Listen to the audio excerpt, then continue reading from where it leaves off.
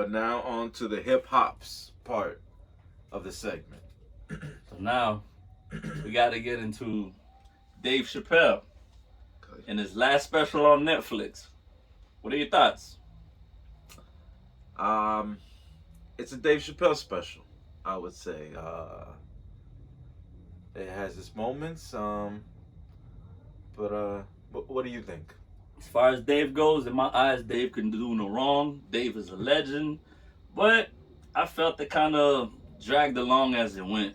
It was more so like he was telling stories versus jokes. But, he had to make certain points. But I came for comedy, Dave. I came to hear some crazy. Again, this is all stuff we know, and we have to speak about it. They're conversation points. But I more so felt like I was at a TED talk about society doing better versus a comedy show.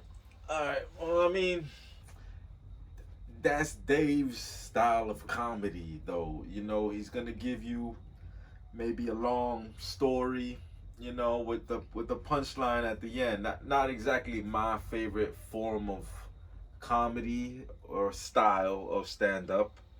I mean, yeah, Dave Chappelle's funny. I mean, the numbers show that clearly, you know.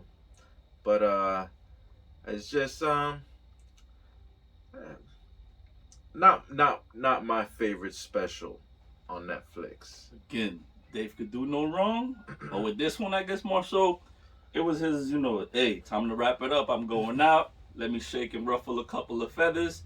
The baby jokes, it was just that. That's the reason why I watched it. I'm like, oh man, he has everybody in the uproar.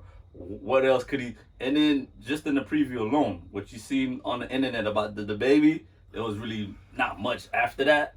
So I kind of felt, and I'm a big Dave guy, but I just felt like, oh man, it was more of a miss than a hit. He definitely spent a lot of time talking about the gays on this one.